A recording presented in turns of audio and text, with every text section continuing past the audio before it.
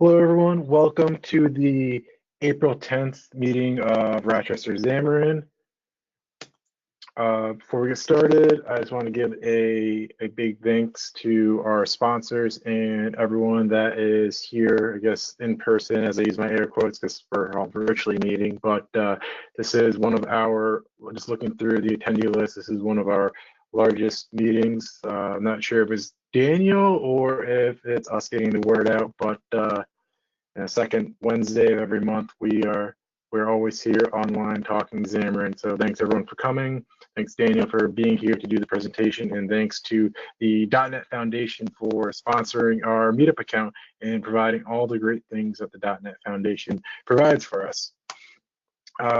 This month's announcements. Let me get out of presentation mode and we'll go through some of the links, and I'll put these in the YouTube notes for anyone that's watching later. The visual challenge conquered. David put together a nice little blog about the visual challenge. If you're not familiar with the visual challenge, Microsoft asked community members to participate in what they're calling the visual challenge with the new visual tooling and Xamarin Shell that's available in Xamarin.Forms. They asked community members to spend an hour and play with it and provide feedback, and a lot of people jumped in on it, and is really helping shape some of the future of visual and Shell and providing valuable feedback for missing parts. So that was, I personally participated, and I know a lot of people that did, and it was a great experience working with Microsoft and providing feedback with that, because they're there to help, and they want to help. If you've been following the news, we now have a board of directors for the .NET Foundation that was voted in by the community for all of the members of the .NET Foundation. So this is a list of all of our board members and the people that you would get in touch with if you need them to help you out with something. Recently, I guess it's not really recently anymore, but there's been a start of live coding with .NET, Xamarin, a lot of different C# stuff, as I got an ad up for it, but there's live coders are popping up left and right, and Microsoft has put together this team of live coders where you can go online and watch people program. From, you got like some of the big names out there are, Jeff Fritz is doing it, James Montemagno from Microsoft, and they got just a very good list of coders here, and you can just tune in and watch them work on open source stuff. It's really cool to just watch regular people code and not necessarily do a scripted presentation. Like I know the user groups are always scripted. We only have a limited amount of time. Some people go on for an hour, some people go on for 8 hours. But that's something I've been really enjoying watching myself. With the visual challenge conquered, we now have the collection view challenge, and very similar to the visual challenge. Paul from the Xamarin team put together this collection view challenge, and they want people to come in here, fork the repository, play with the collection view, spend an hour, 2 hours. If you really want to go crazy, you can, but they just want you to play with it and provide feedback with pull requests. And I already have 4 pull requests here, and you don't need to go too crazy with it if you don't have the time for it. But they, an hour of your time to see, what you can do with it, limitations, and the feedback they're getting. There is really valuable to Microsoft and Xamarin. So I encourage you, if you got the time, to do the collection view challenge. And again, I should probably post this in the chat as well, and I'll make sure that this is linked on the YouTube video before anyone interested. There's a link to that. And if you've been following, it's April, and there is another version of Xamarin.Forms out with the preview 8, and they got the big features coming out are Shell and collection view, which I'm really excited about. So go ahead, play with it if you get a chance to. And I'll go back to my slide deck. Today we have my friend Daniel Causer here. He is going to be talking to us about building mobile apps with offline capabilities. Offline sync is a very difficult problem in Xamarin.Forms. I personally built many offline capable apps, and they're always very difficult with getting the apps as internet, if they're in a dead zone, how do you handle that stuff. So I'm really excited to hear this talk, and without further ado, Daniel, I'm going to turn this over to you and make you a presenter, and we can get started with your presentation. Awesome. Thank you, Andrew. And I will monitor the chat as we get started. And so if anyone's got questions, feel free to drop it in the chat, and I will find a stopping point for us to get your question answered. Awesome. Is my screen shared? Yep, I can see your screen. Yep. Awesome. So thank you very much, everyone that attended. I'm really glad and really happy and excited to be here presenting this this little thing that we've been working on. It has been a long road for the past year, building some really cool offline capable apps. It has been actually like a group effort from me, Dylan, Jace Laurel, and Alan Ritchie. Always pairing up, always discussing solutions. Yeah, has been great. So who am I? I'm Daniel John Kauser. I'm a Xamarin certified developer. I've been building apps with Xamarin for the past 3 years, 3 years and a half. I'm a software consultant at BSI Labs. BSI Labs is a consulting firm. We're focused on building mobile applications.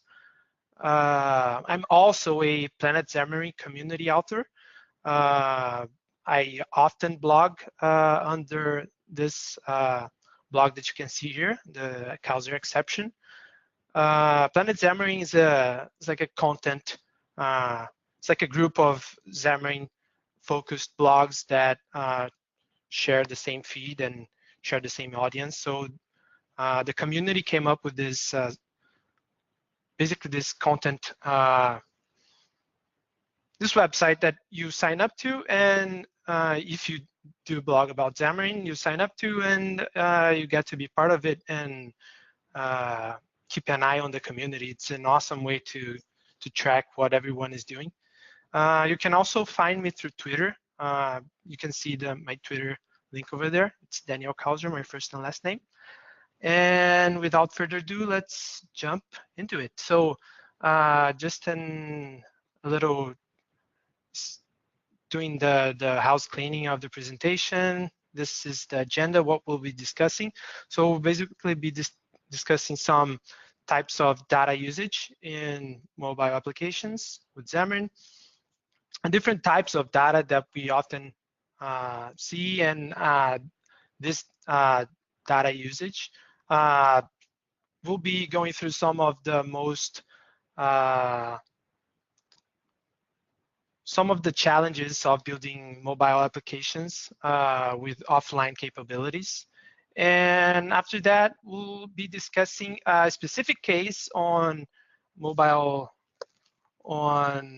apps where it's basically when you want to start up all of your users' data, and it's basically the first thing you do on an application is fetching all of the user's data so he can have access to it and start using your app. So we'll be discussing an overview of the whole process. Then we'll go straight into the specifics of what it does, basically generating the SQLite file that the app uses on the server. And then I'll be demoing the whole solution that we built. It's a demo, so it's not the exact code that we built to our clients.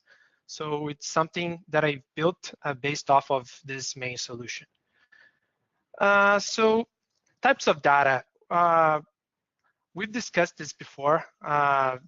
Dylan, my good friend Dylan, he has a really good post on this specific subject, and I guess I can share the link. I can send the link to Andrew later, and he'll have everything wrapped up on the post of this presentation. So I guess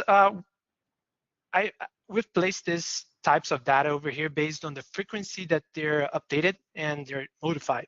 So we basically would have I've identified like basically 3 types of data, right? Like static data, things that do not change ever, or things that do change, but they're mostly static.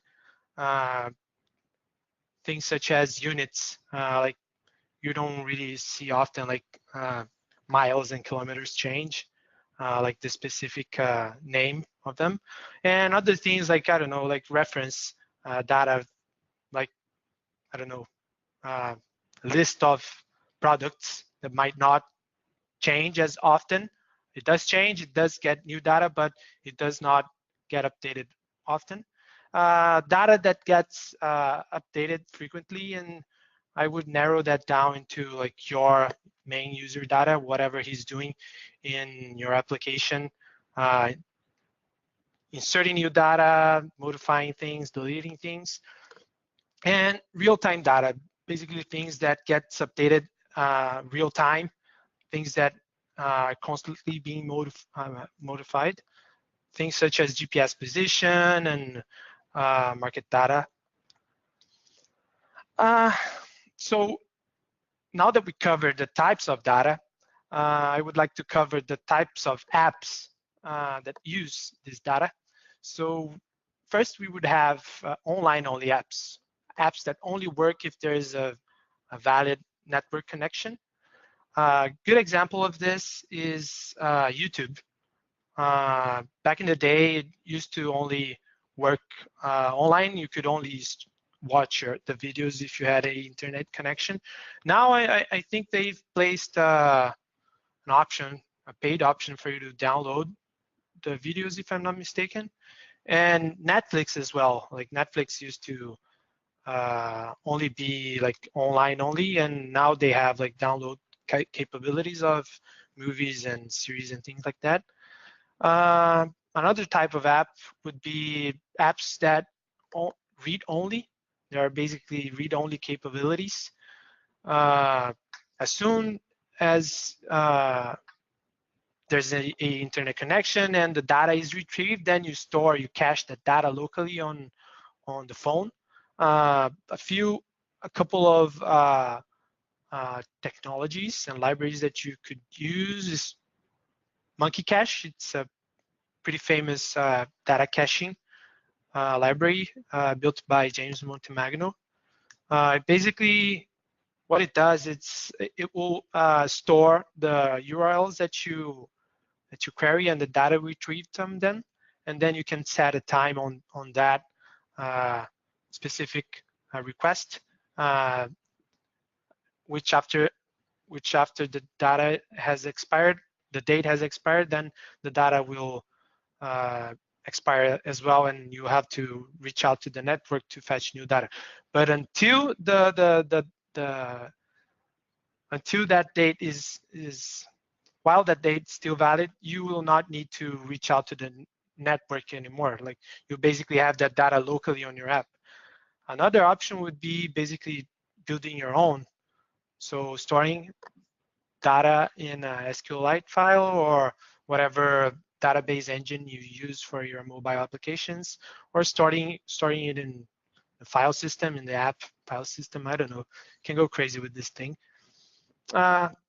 And the last one and most important, and really one of the most complicated types of app to build, is the one that supports full CRUD operations.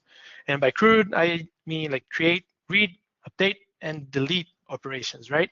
So an user would be able to do any of these 4 operations while the app is offline or online. It wouldn't really matter.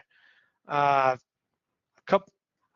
few of technologies available in the market right now that will allow you to do that is Realm, Firebase as well by Google.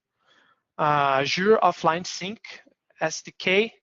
It's a library built by the Azure team to basically let .NET users do such operations. And really, at the end of the day, you can also build your own custom solution. It's funny, like as a lot of people say, there's no like silver bullet. Like all of these technologies, all of these libraries, they do come with their own limitations. So before building a offline capable app, part of it is actually going through the technologies and finding out their limitations and seeing whichever will help you solve your client's problem, right? So some of the offline challenges. Well, what is this? So basically, building a offline, building an app, you're basically always building a client app, right? So it always has this idea of a distributed system. Your app usually will talk or connect to a server somewhere that will basically allow your app to retrieve data or whatever it does. It might need a server. So it brings all of that complexity of having a distributed system and having that communication always be in sync. And by sync, you can always have like the sync conflicts. Like sync conflicts is something very that will often happen, and by that is having different versions of data between both of the sides in the client or in the server. And often you will not only have one client for a given user account. Let's say like your user can have multiple apps in different phones, and this person can edit the same data in different phones. So if you're not comfortable with it, it can really get out of hand really quickly. Another challenge would be pulling data, right? I described over there like pulling the delta and pull all. I would like to talk about the pull all first. It's basically the main point of building a offline capable app is pulling all of the user's data. So this person can start using your application as soon as possible. So this process, like it really depends on the business needs. Like you can like pull it on the background and leave it loading all of the data while the user is looking at a loading screen, or you can really just download data partially, and as it is available, you allow the user to deal with it or work with it. And pulling the delta. Pulling the delta is really important. You don't want to always pull everything all the time. So pull delta basically means like given a certain date and time, you ask the server for all of the modified or added data from that point on. So it makes the communication between your client and the server much more simpler. So now going deeper into pulling all of the data, I like to call this pulling data. The first time you fetch all of the user's data, the data startup in the app, really. So it also has its challenges. And one is depending on your payload, depending on your data structure, your data schema, you probably have to fetch all of that data at once. Like having data partially available in your application might not make sense to your business. One example is if you have a list, I don't know, of clients, and the clients have products. It might not make sense if you have all of the clients, but you only have those clients' products partially available. It might cause more conflicts, and it might cause conflicts if you let the user start dealing with that data and syncing back with the server. It can be a mayhem. It can turn out to be a big mayhem if your business requirements really need that all of that data is available at startup. It also makes a big difference on your user experience to tackle this specific challenge in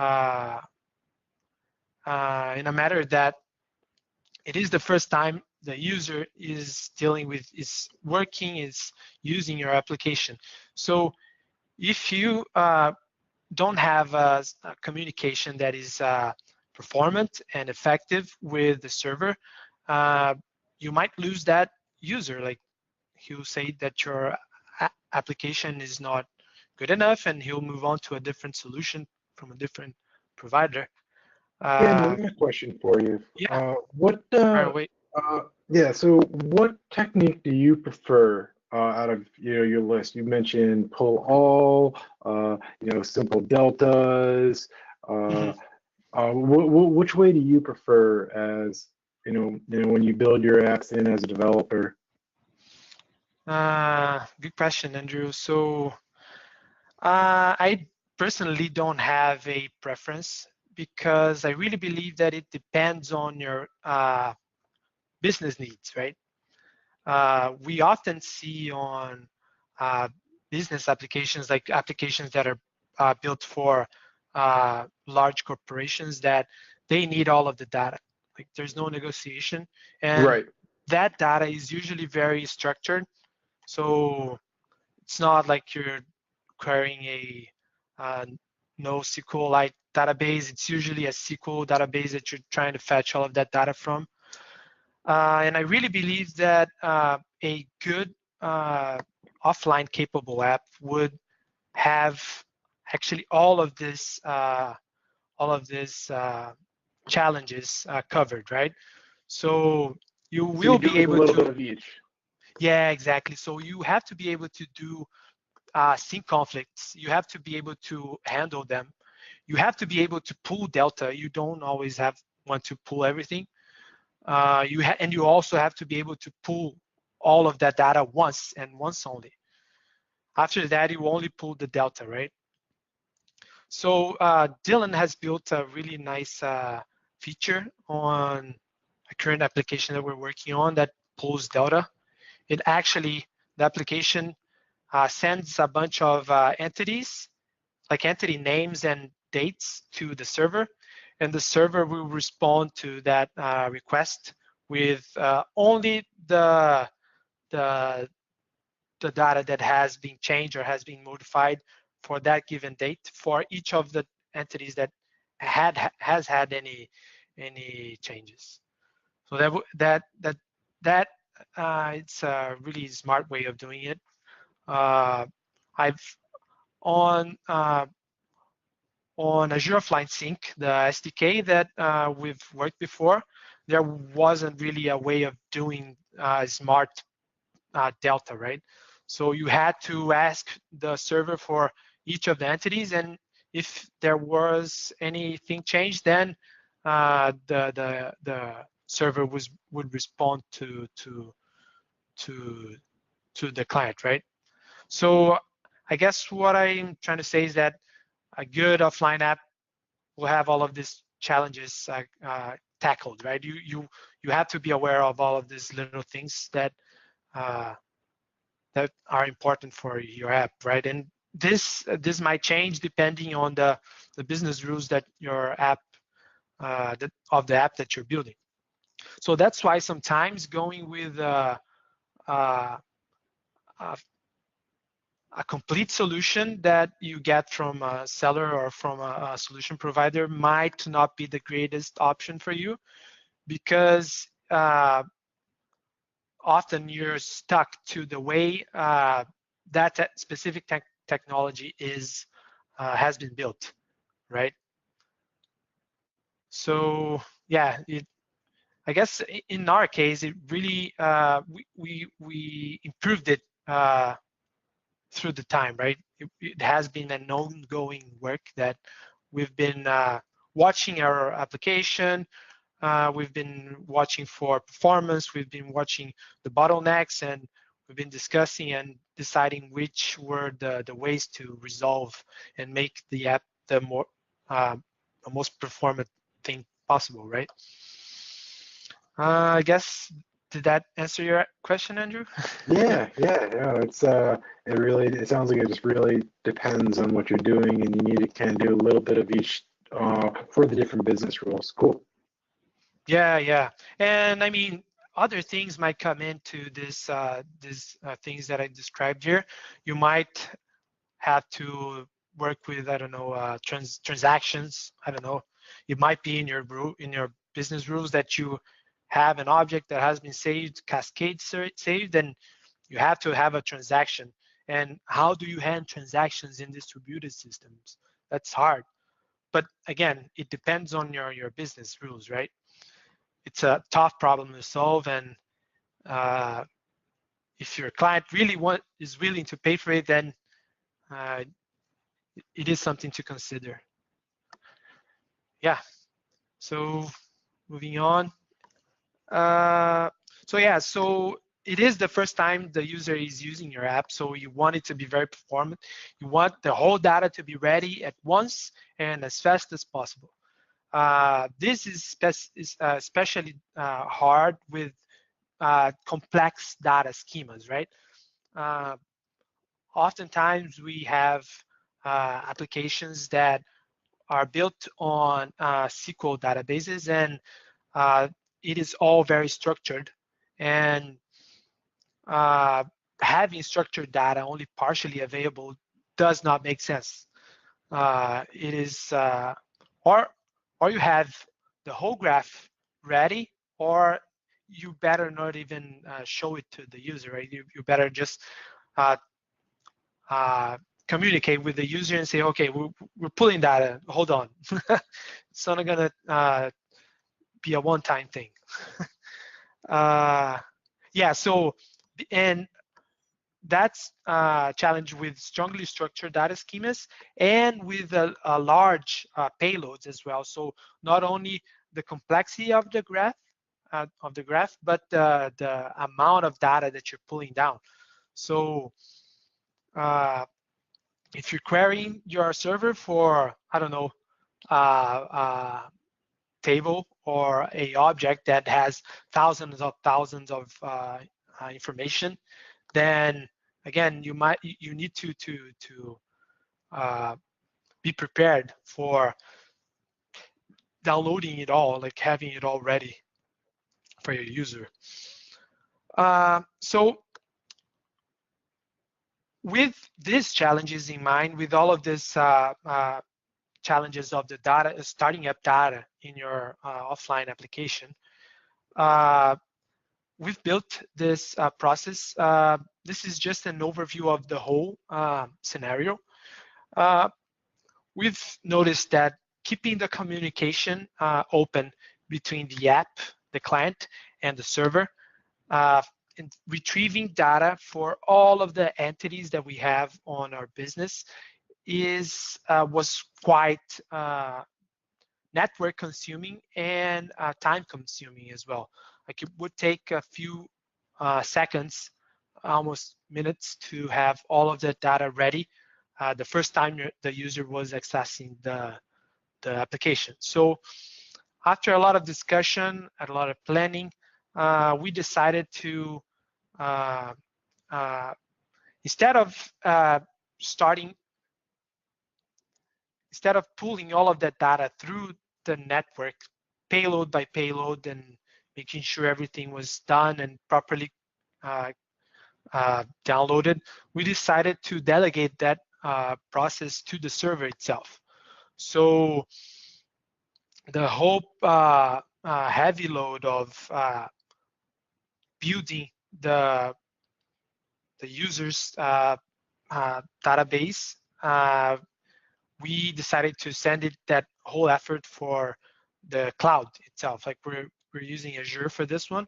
So the cloud computing power does not even compare to a phone that has lack of like intermittent internet access. Like a lot of things can happen along the way. So we just decided to send that to the cloud and let the cloud handle it on the API. Like we're using a API, a RESTful API for this. So once the user, so just go through these points over here. So once the user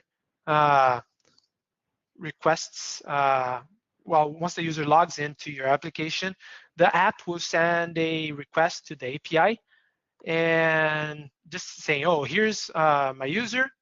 This is my user information. He's logged in. Everything is fine. Please generate the database for this user for me. So the API will get that request. It will check if that database has already been generated before. So there is a expiry date on those database files.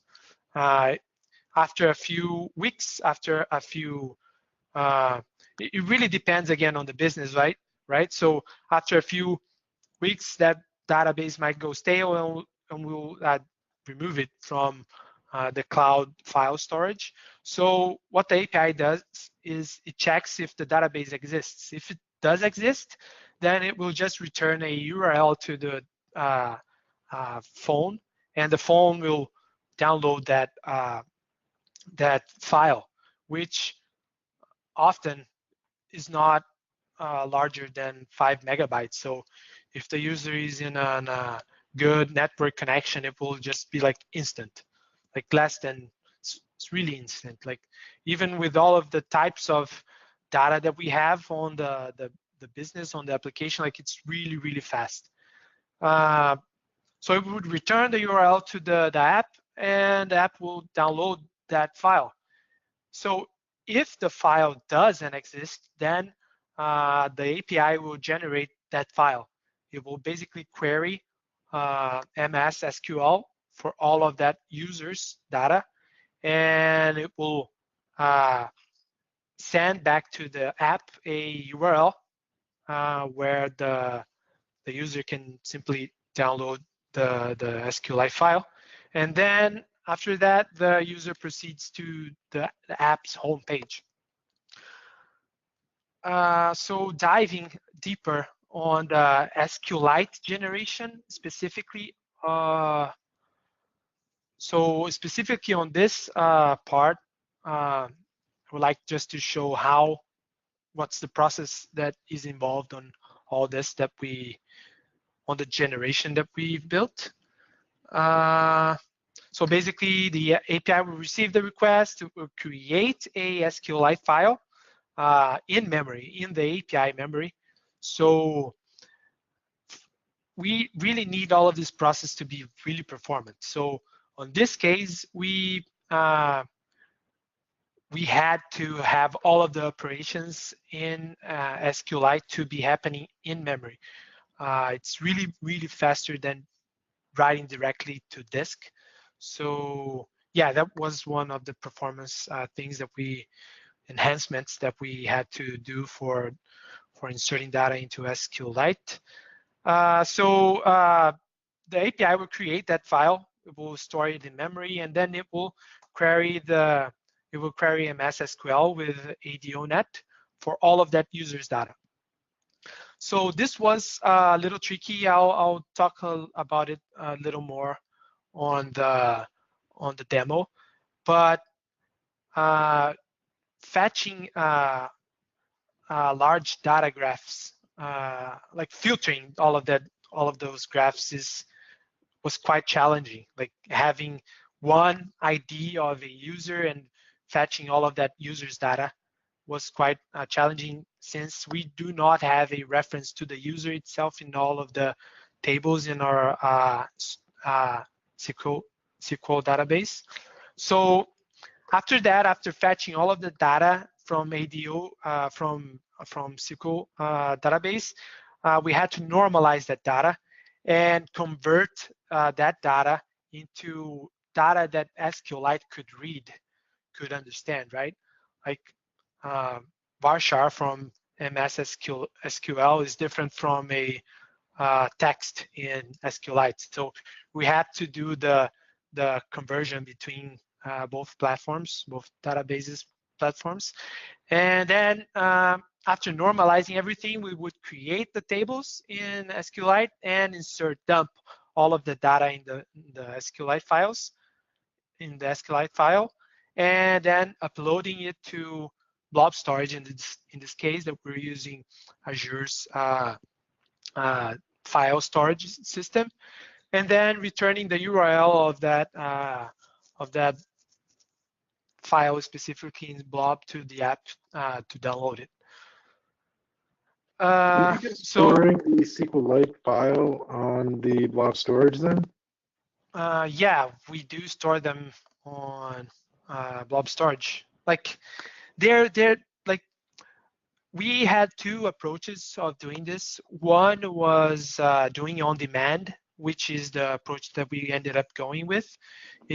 And by on demand, I mean it's like the user requests and the user waits for this whole process to be over and then downloads the file. Another one was on a schedule basis. We would have a job that we would run and generate SQLite files for all of the users. And well, it would be less overhead definitely for the user, since the user would really only have to download the database itself, right? Okay. So I got another follow-up question. There's a question coming in from the chat. So I just want to make sure I'm understanding you correctly. So you would with this process, you have the SQLite.db file on your device, and you have that .db file in Azure, and the way you do that initial sync is you download that entire .db file onto the device, correct? Yeah. So okay. I'm not sure if I understand. Like, we do have database server, which is used by our API and some other services. Like that's the main, like the core data server. Like everything is stored there. Right. And since we're talking on a distributed system, which is offline, which offline apps basically are, like you have to have like basically a copy of that user's data that is stored in MS SQL. Like you have to have that locally on the application, on your mobile application, to allow the user to work with it, right? Sorry, could you repeat that? Is the blob storage portion kind of like a snapshot then of your database? No, so all this happens inside the API. Like we have services that access. Yeah, like we have services on the API itself. Like the API will query MS SQL, and it will create the files and dump everything in it and upload it to blob storage. Okay, my mistake on that. Okay, so the question came in, and I hope I pronounced your name right, Addie. So I was asking, do most businesses prefer to have SQLite DB downloaded in the background when the user is offline? They're concerned about if the device, can the device handle downloading all of that? And feel free to open your mic and clarify your question a little bit if you want. So I guess he's worried about network connection while downloading the file. If that's the case, I'm gonna just switch over here to the demo page. So we're using this library called HTTP Transfer Tasks by Alan Ritchie. So what it does is it downloads things and upload things on the background, like it's a backgrounding library. So it has all of that goodness of pausing download, resuming download. So apps do have, like, our users are always hostages of their networks, right? So I don't know, he can be in a subway or he can be anywhere and not have a real good network connection. And this library allows us to handle flaky connections while downloading things, downloading files specifically. So it will start a download, and it will download while there's the internet connection. If the connection is cut, it will stop. It will pause the download, and as soon as there's connection available again, it will resume. And by resume, I mean is that it will continue on the point where it stopped downloading the file. So I'm not sure if that answers the question, but that's how we handle downloading the file itself to the app. And really, if you compare to a flaky connection, if you put the same scenario on having a bad internet connection, if you have like an app that will try to pull everything, like request as many times as it can from the server, like this connection will probably be cut sometime. And how do you resume a request? Like how do you define when the payload stopped downloading, like when that connection was cut? And there's not really a good way of like figuring that out, right? If you're doing your own custom thing, or I don't know, maybe other technologies handle that better, but I'm not really sure. Like, so the way we worked around it was to use this library, which is really great. I've been using it quite a lot now. It's been around for at least a couple of years. And Alan Ritchie is a Microsoft MVP who is a massive contributor. Like if you see his frequency on GitHub, you'll go crazy. Like he'll work like after hours after work, and like he works here with us at BSI, and he'll be pushing code like as soon as he gets home. He'll like be pushing code, committing, and it's crazy. It's crazy. I don't know how he does that. So I'm gonna demo, like it's demo time. How is it going? All right, let's see this demo. I'm excited. Yeah. All right. So I have a little app over here. So this demo was built using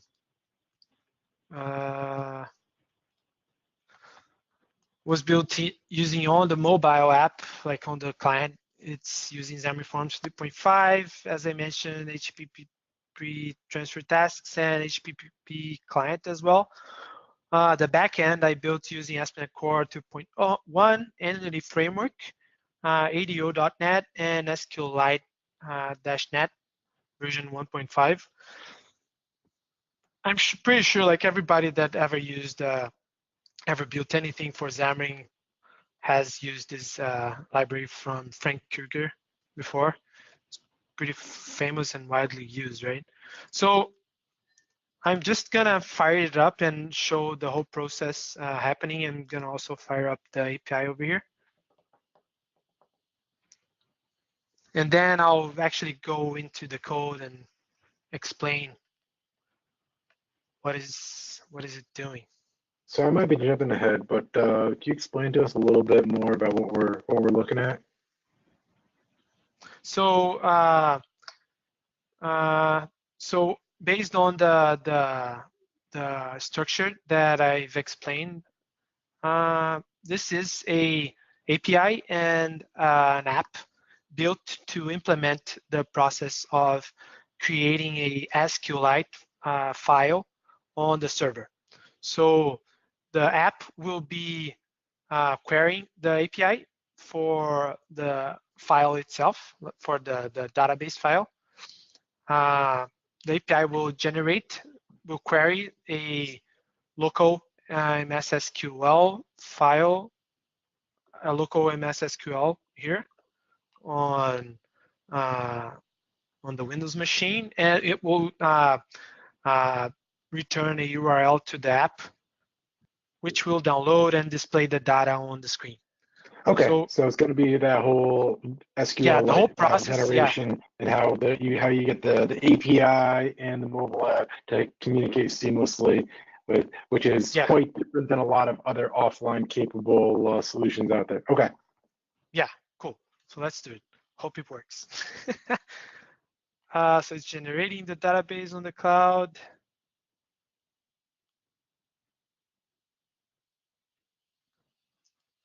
Yeah, there you go. Downloaded. So the generation itself actually took some time because I have a lot of data in this payload over here. It's not a complex graph, but it does have quite a lot of data. I think it's a little slow because of the screen sharing. Yeah, screen share slows the stuff down. So like the data itself, it's not complex, the data graph, but it is quite a lot of information. So I'm scrolling down over here and like it's pretty extensive. So it is basically just a to-do class that I've populated. And yeah, so what happened here is I queried as I mentioned before, I queried the API over here. The API created this little file over in Azure Blob. So it created the file locally and then uploaded the file to Azure Blob Storage, and it returned this URL to the mobile app, and the mobile app displayed it on screen. So I can even download the file again and generate it again. And there it is. It's all back again. And if you see, like it was just generated, a refresh over here. Should have been generated a few seconds ago. So yeah, we're like 7:18 p.m. Like here is 7:18:06. So yeah, there was probably a warming up going on, but once it's up and running, it's like blazing fast. It's really great. So let me actually now go through the code. Like the code in the app itself, it's pretty simple. And if anyone is interested, before I dive into the code, I'm writing a blog post series about this, where I'll be covering in explicit detail everything that I'm demoing here. So I'll just be posting over here at the chat. So that's the part one, just presenting the idea of what's built, and I'll be following up on this. Keep an eye open. So here we have the app structure. So we have a UWP app that I'm kind of ignoring right now since I'm running the app on the Mac OS. So we have a iOS, Android. We have the Xamarin.Forms library, the net standard. And we have the API built over here as well. And we have a core library. So this core library basically just have a class that gets shared between the API and the client. So that's one of the good things of building application with .NET, is that you have the power of sharing logic and sharing code throughout many different solutions, right? So as you can see here, my API and my client, my Xamarin.Forms app, they're both using the same entity, same database entity, but it could be really anything. Like it could be like sharing services, sharing logic, sharing business logic. So yeah, so here let me just close all this, and we're gonna go from scratch to the view model. Why not the view as well? So the main page, it's a pretty simple app. So on the main page, view model, we have two services. One to display the user dialog again using another library that's really well known in the Xamarin open source community. It's again by Alan Ricci. This allows us, user dialogs allows us to display user dialogs anywhere from the code that we need. And then there's this service called SQLite Factory that creates the SQLite handler for us locally on the client application. I've used reactive UI. It is something that I'm really interested. I've been learning, and I thought it would be a great thing to build this sample with it. So this is the delete SQLite command. Like, it basically deletes the database from the local file system. Oh man, let me open this class over here. So what the delete button does is, where's delete? Here it is. So it receives the path and deletes it. Simple. So there's the delete and there's the download. So the download, it displays a message like preparing the download, like asking the API for the file, and then we call this method to download the SQLite file. Again, going to the SQLite factory service over here.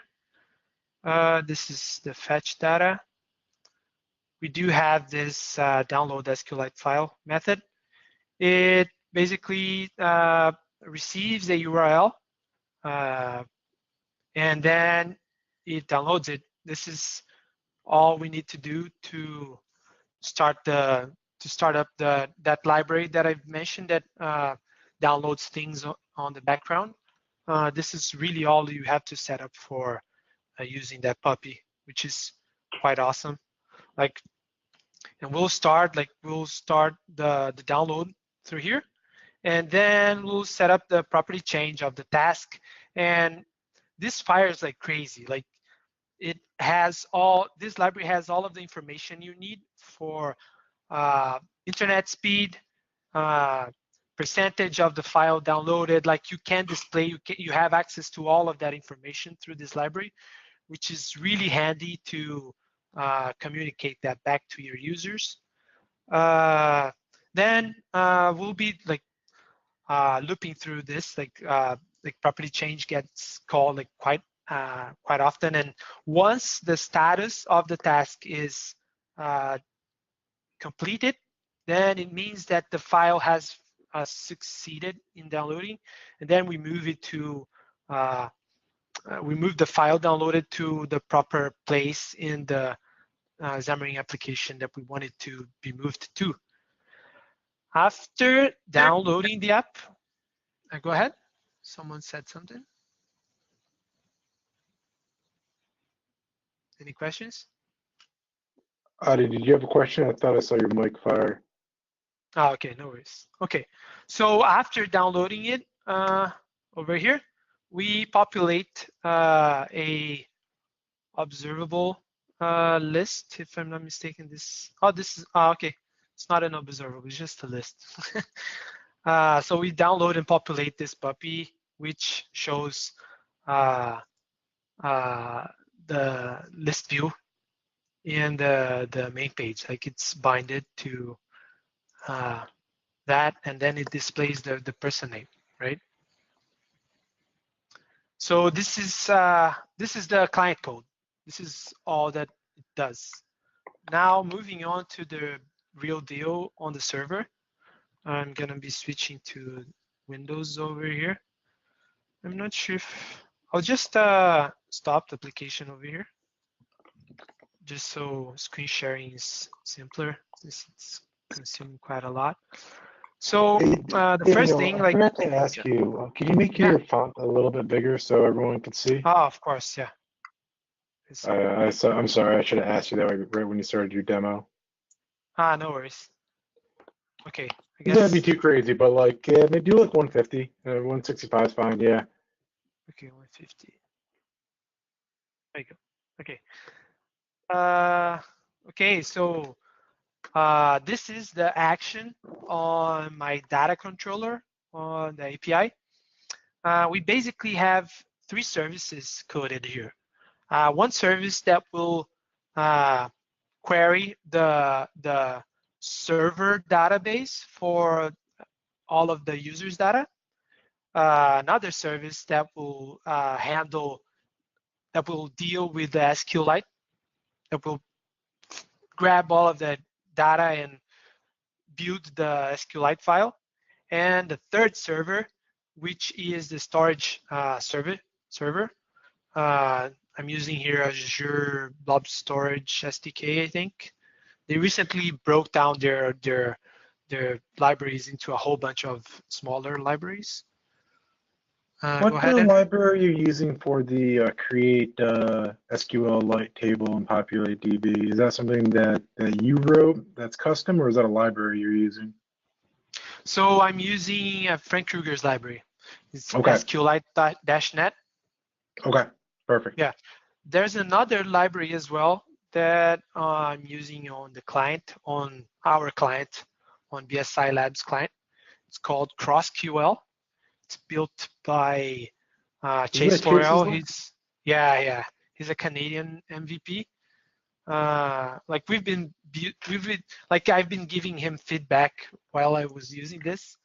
It basically I'm using his library basically because it is very flexible on letting me create tables on SQLite.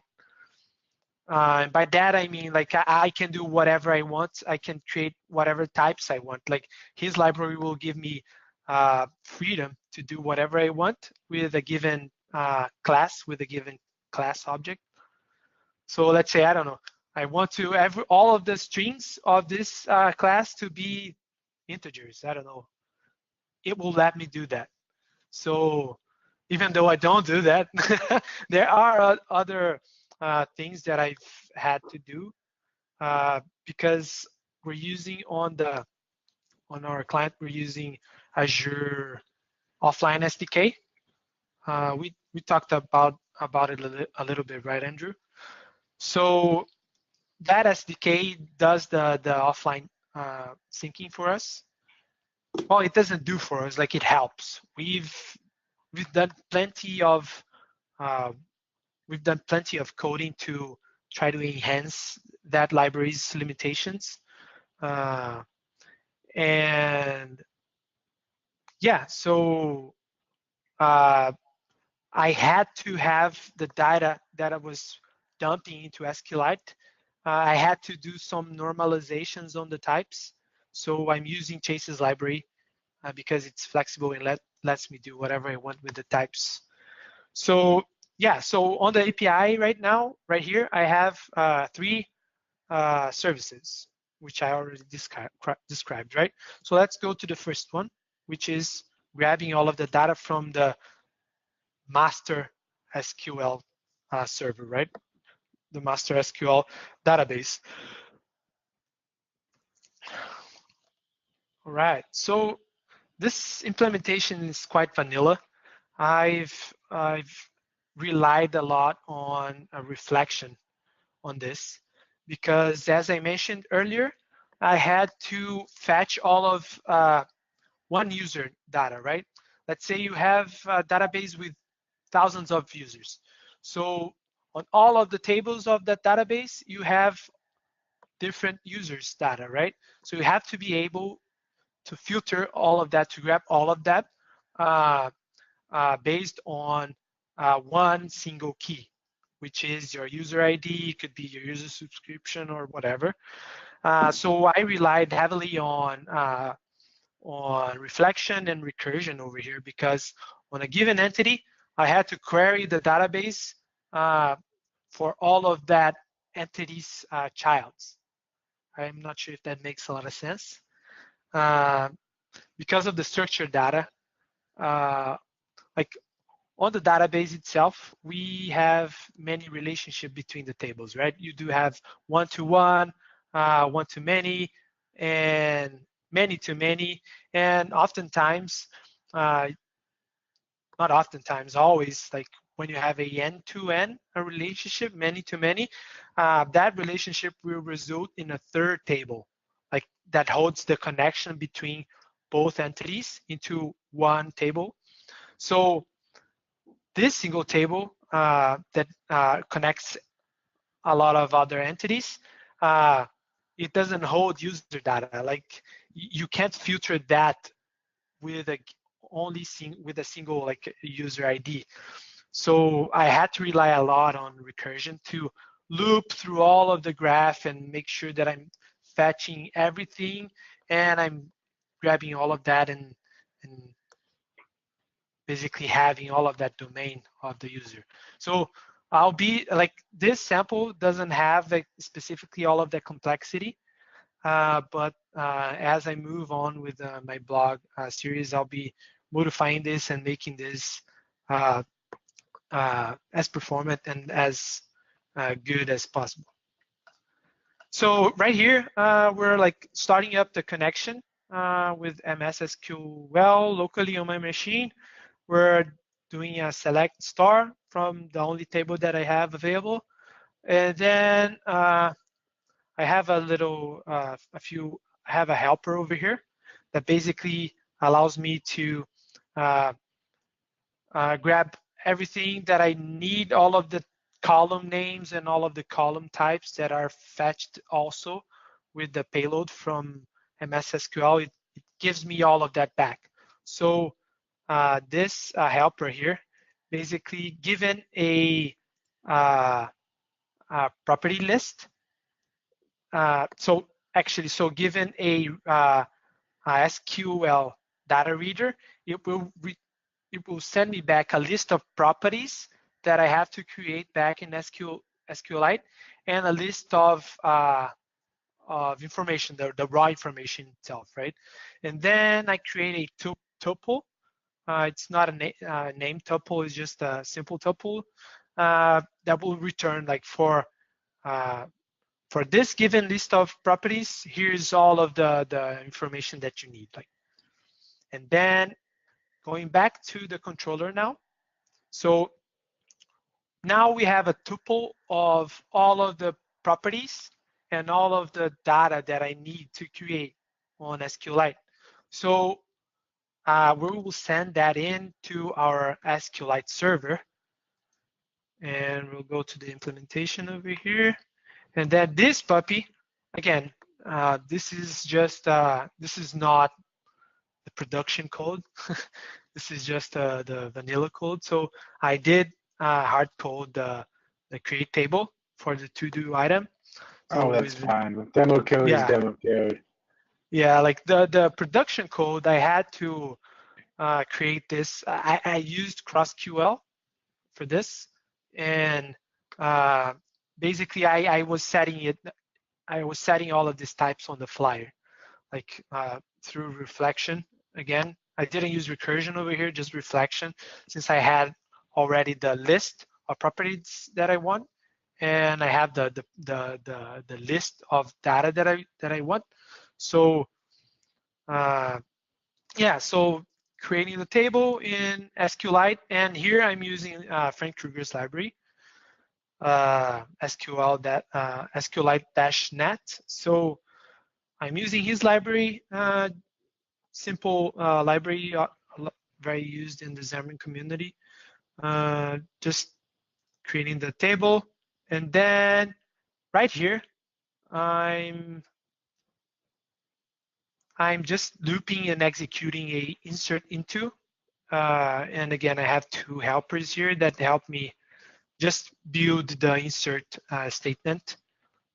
Yeah, and just like helpers, string builder, just looping through the property name, like creating the property name for, just the main like insert statements that we see in SQL. Then I execute all of that, and then I commit. Like transactions are key in these transactions, and memory execution are key for performance in this process. So after that, I even like query the database. This is just debug. I wanted to see if everything was really populated in the database. So I'm just retrieving everything and then closing the connection and returning a stream. Like I'm returning the, so I have the database path that is on the local API, and I return the stream to the controller, back to the controller. So that stream will be uploaded back to blob storage. You can see it over here. And then after so this service, it uploads everything to blob storage. Is just a default implementation. Like it's just copy pasta from MS Microsoft documentation. It's basically just uploading it and retrieving the URL, right?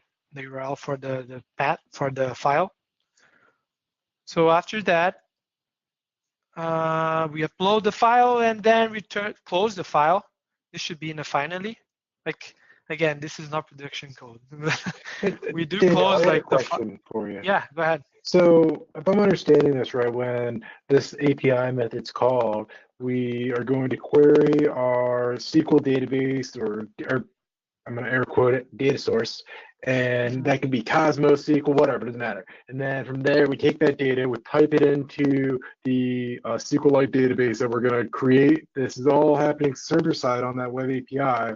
And then it's going to take that SQLite file and then send it over to blob storage. And the result of this is going to return a URL that our Xamarin app can then query to get the SQLite file that's stored in blob storage. So instead of having our Xamarin app constantly querying a complex relational database, it's able to just download that from the blob storage very easily.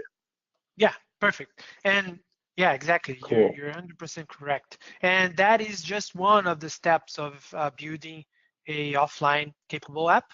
Because after that, you do have to sync information that has been modified in the client with the server, pull data information from the server. Like the whole communication still happens, but this whole process just simplifies the data startup, like having all of the data ready for your user as soon as possible, right? So this is meant to make the user life simpler. Like if we had this startup like being triggered right after the app is launched, like it would be seamless. Like the user wouldn't even like notice. And for our client itself, it's a really large databases,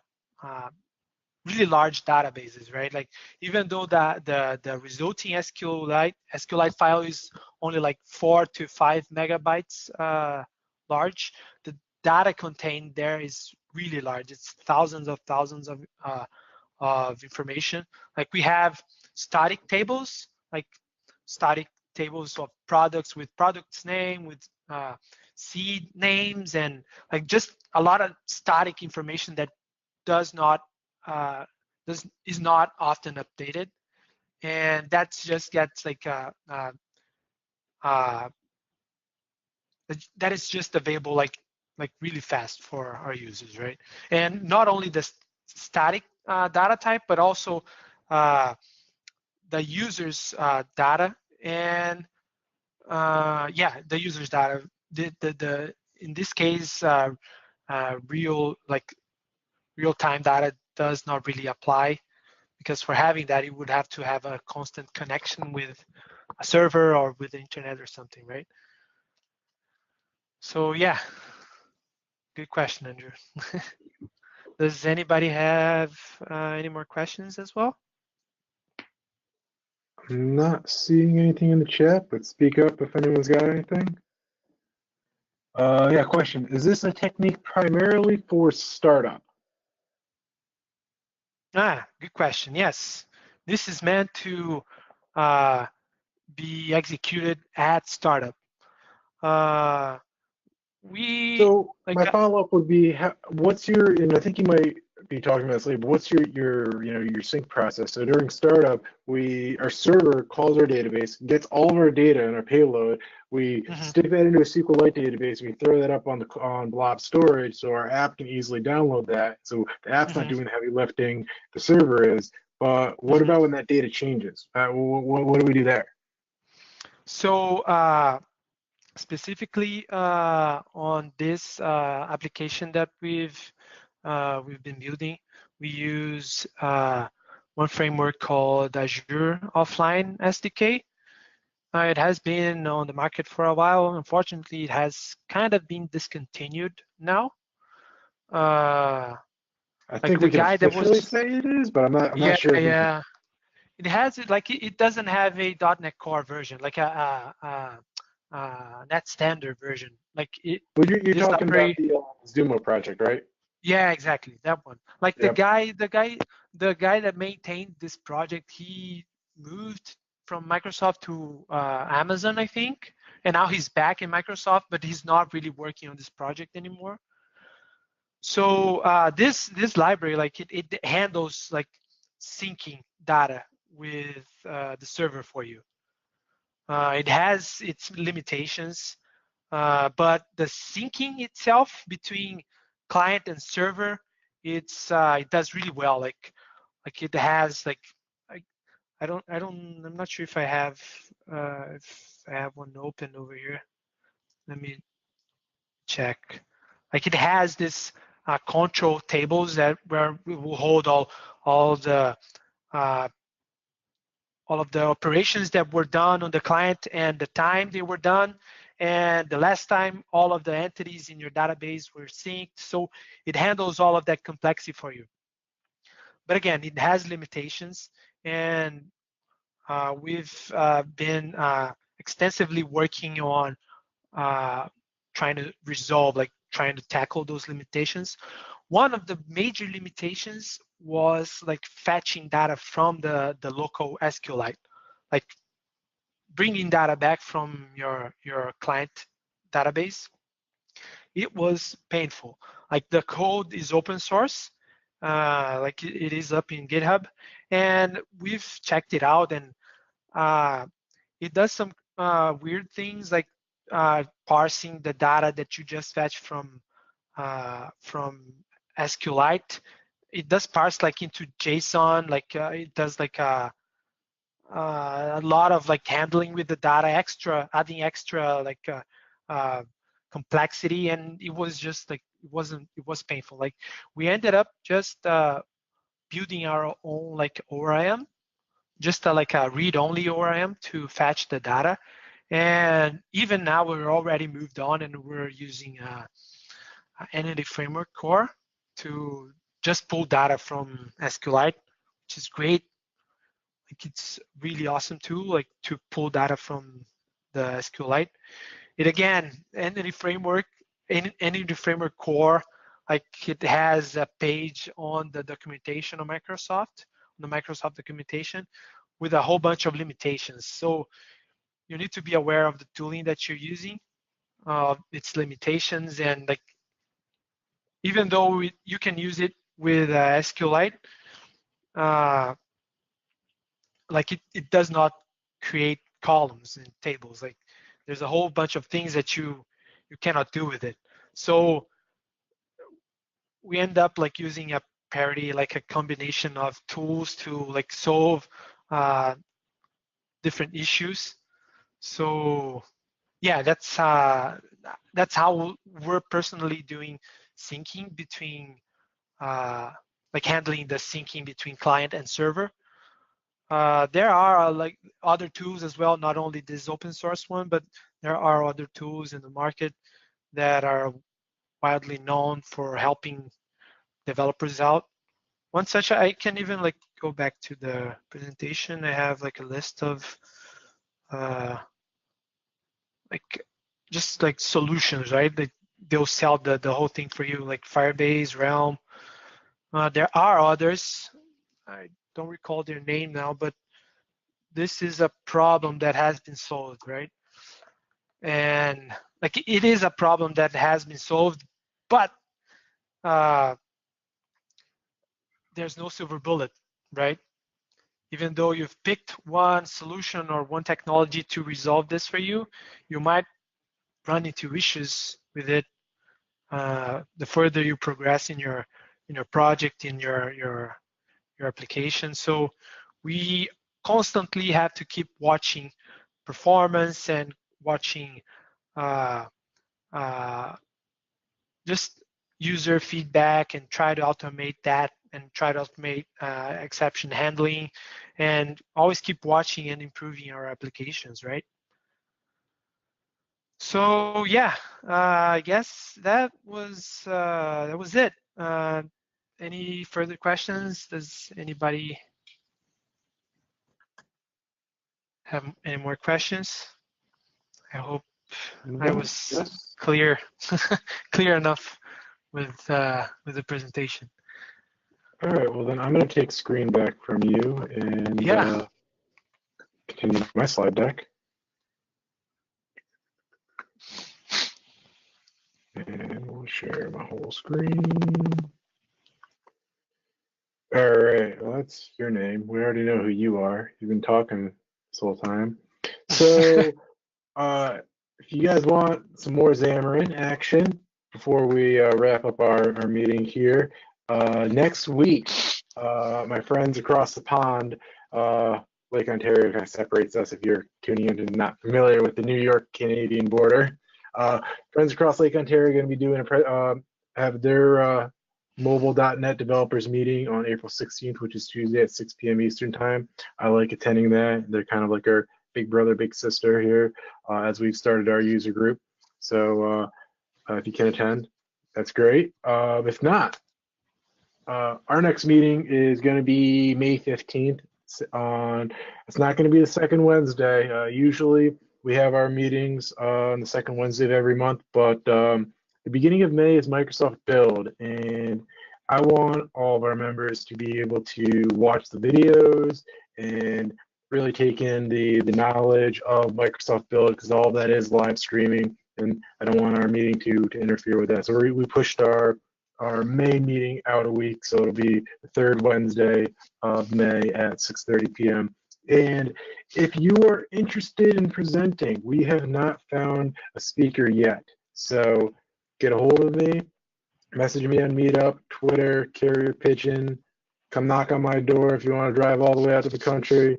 Come find me, and I'll get you lined up to present next month. But we'll make our formal announcement in the next week or so of who our speaker is going to be and what the topic's going to be on.